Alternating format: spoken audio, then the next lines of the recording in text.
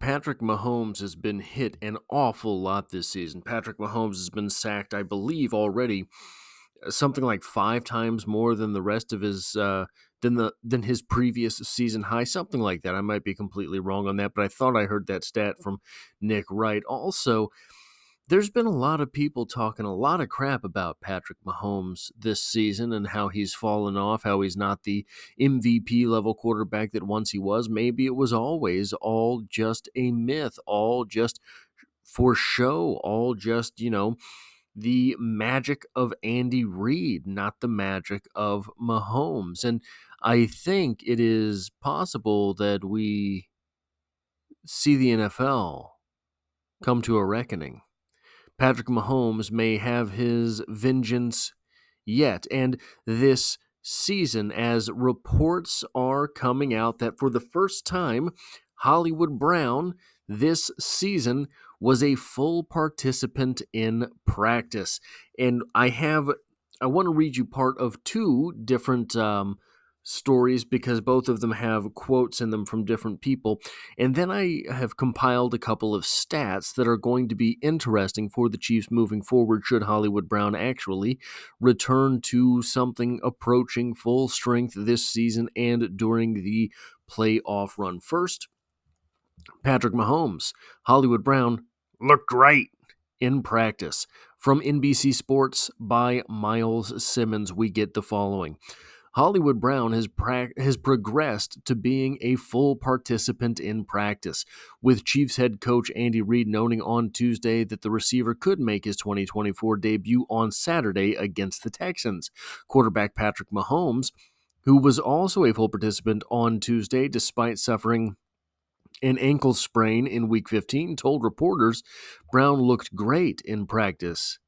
I think Coach spoke on it a little bit. It's not like he hurt his leg, so he's out there. He was rolling around, I think, more than anything. It's him getting back in football shape. Sometimes I can do the Mahomes voice, sometimes I just can't. It's different than training and stuff like that. And him being able to feel confident enough to go out there and take hits and stuff like that, which is what he's been cleared to do. So it's about him getting more and more reps. You don't want to overdo it, but you want to let him go out there when he's ready, and hopefully that's sooner than later. Brown went down, end quote. Brown went down with a shoulder injury during Kansas City's first preseason game and has not been able to play so far this season after signing a one-year deal with the club as a free agent. Last year with Arizona, Brown caught 51 passes for 574 yards and 4 touchdowns in 14 games. Then, from Andy Reid, cautiously optimistic about Marquise Hollywood Brown's progress, subtitled, "While Marquise Hollywood Brown continues to make strides in practice, Andy Reid is still preaching a wait-and-see approach," from Sports Illustrated by Jordan Foote. We get the following.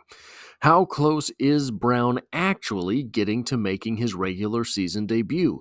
With Saturday's game approaching, head coach Andy Reid acknowledged his star wideout's advancements, but echoed a familiar sentiment. "Listen, he felt good," Reid said. "He felt good and moved around well. Took quite a few reps. It wasn't a leg injury, so he's been working his legs. He's one of those really good endurance guys anyway, but he's been working his legs throughout here. It's just a matter of this whole thing," points to his chest, "and how he feels when he's going. But the doctors have really said it's healed up nice and it looks good. So we'll just see. I'm going to do just like you are. I'm going to play it by ear and see how we do here. If he can go, he'll play, and if he can't, then he won't. If he can go, he'll play," talking about Saturday, "and if he can't, then he won't." The continuation of progress reports can be viewed as nothing but a good thing for Kansas City.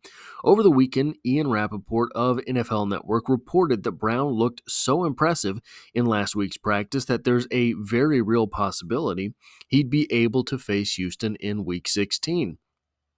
While Wednesday and Thursday's injury updates will provide more clarity, things are looking up just days away from a high-profile AFC matchup.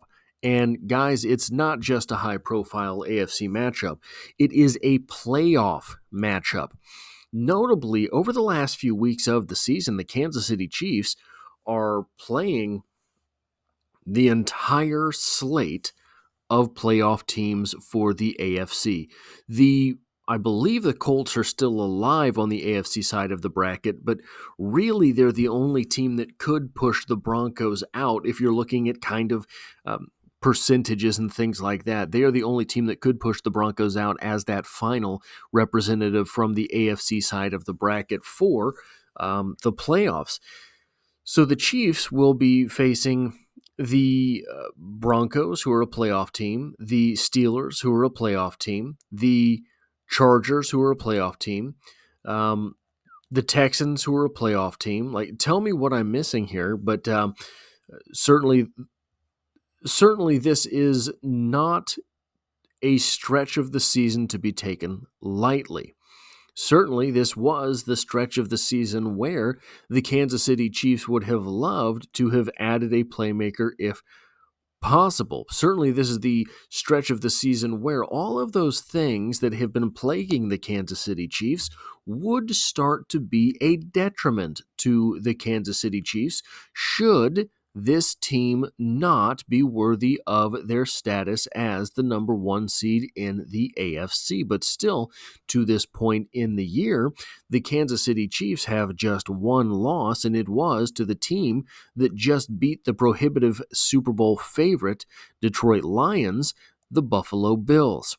Now, I have a few stats here that I thought were worth looking at when talking about what it would mean for Hollywood Brown to come back to the Kansas City Chiefs. Hollywood Brown, in his career, has a career-low average depth of target of 11 yards. The Kansas City Chiefs right now are probably looking for more quick-release stuff. So 11 yards, what is that comparatively? Well, Xavier Worthy, the team's lone deep threat, has an average depth of target of just 10.7 yards. So even in the seasons where there was a season in his career, Hollywood Brown, where he was basically a possession receiver for the Cardinals. And even in that year, he had an average depth of target over 11 yards per reception. Or per target, pardon me. He has a career high target, however, of 12.9 yards. So really, where you are seeing Hollywood Brown be used is in that intermediate space. Average depth of target, not average depth of reception, not average depth of route run. That is his average depth of target, meaning that that's sort of the area of the field, 10 to 15 yards downfield, where he does most of his work. Xavier Worthy, is just over 10 yards, so a little bit shy of that 11-yard mark. So their games are, to this point, pretty similar, but is that by chance or design? Was Xavier Worthy actually drafted to do something different and ended up playing the 10.7, 11.0, 12.9 ADOT type role for which he's playing the role that was intended for Hollywood Brown in this offense? So I think when he returns, we will have a chance to understand what is it that Xavier Worthy was actually brought in to do for this offense. I have a feeling that Xavier Worthy's ADOT will actually go down. I think that with the problems the Kansas City Chiefs have had at the offensive tackle position, having someone close to the line of scrimmage, having someone that is, I think he's going to continue this route that we've seen him do where he drags across the field at that 4 or 5 yard of depth mark, because that's where you can really get leverage on his speed. Once Patrick Mahomes flips that ball out in front of him and he is able to extend, catch it, and turn, you have a wide receiver that runs a 4.21 40 moving full speed, and it becomes something very dangerous for that defense to have to contend with. So I think we will see more of that as the playoffs go on, the same way that last season we actually started seeing Rashee Rice run more routes that were downfield as opposed to just him stopping at the line of scrimmage, getting flicked the ball, and then hitting someone in the face. Now, through his career, Hollywood Brown has averaged 7.29 targets and 4.34 receptions per game. Through his career, per game, you're talking 72 games that he's played. This is a large body of work. He has averaged 51 yards per game through his career. Now, if we go a little bit on the conservative side, and we expect that he won't catch 4.34 yards or passes per game because that's not a real number. We'll say, however, that he stays at 4 receptions. He'll catch 4 balls for 50 yards per game. We'll just imagine they said that he's been keeping in shape. It's not about the legs, right? He's been running.